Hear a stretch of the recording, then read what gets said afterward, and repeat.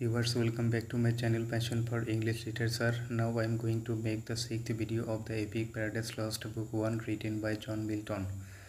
Viewers, first of all I shall read the prose version of the epic and after that I shall translate it into Bengali. Viewers, those who have not subscribed to my channel are requested to do so and thank those who have already subscribed. Let's get started.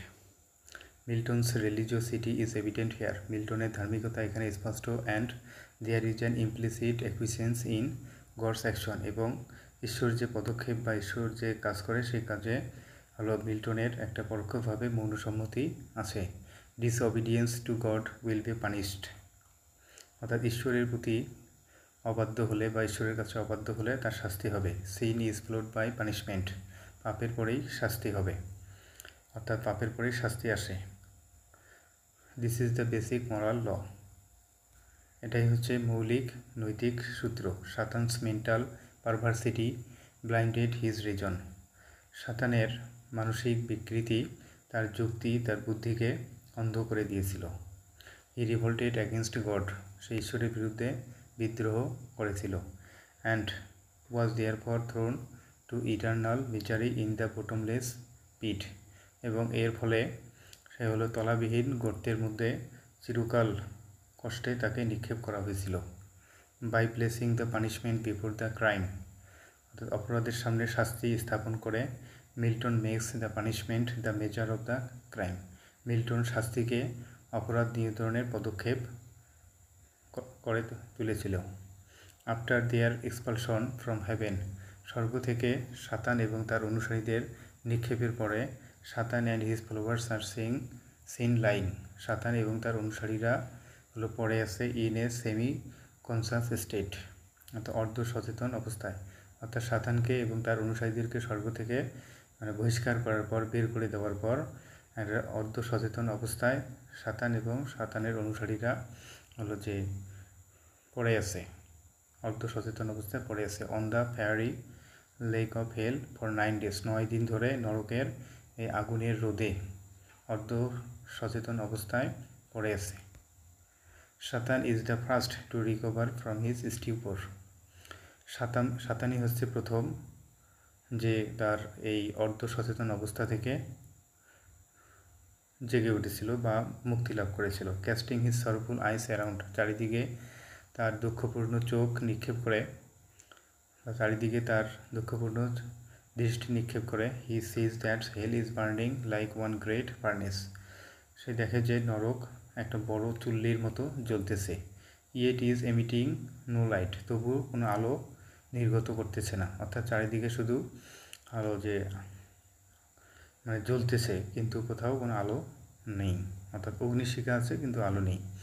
He realises the utter hopelessness of the situation in hell, সেই নরকের চরম হতাশাজনক পরিস্থিতি উপলব্ধি করে।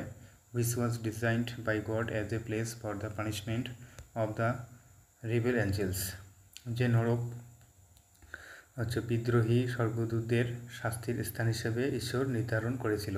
হি discovers his companions lying around, তারপর হলো যে সাতান দেখে বা আবিষ্কার করে যে তার সঙ্গীরা চারিদিকে পড়ে আছে। And sees Beelzebub rolling by his side, এবং দেখে যে বেলজেবাব তার পাশে গড়াগড়ি খাচ্ছে।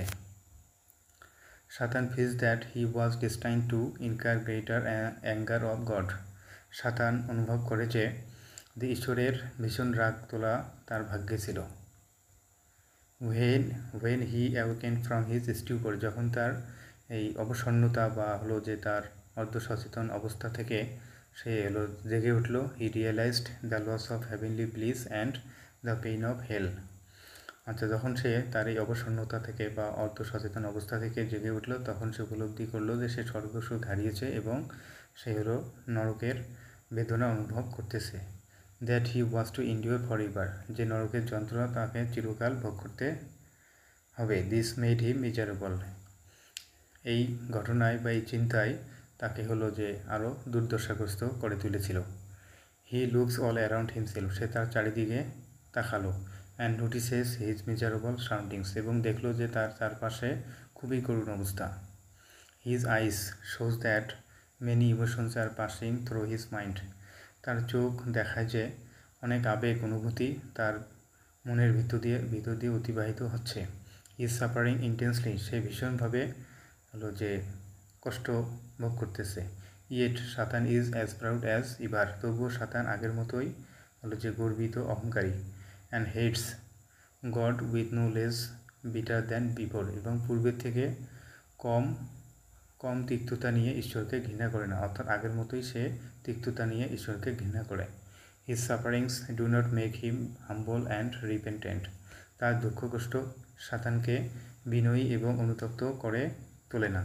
অন দ্য কন্ট্রারি, বিপরীতে they make him all the more revengeful, বরং তার এই দুঃখ কষ্টগুলো তাকে আরও বেশি প্রতিশোধ পরায়ণ করে তোলে।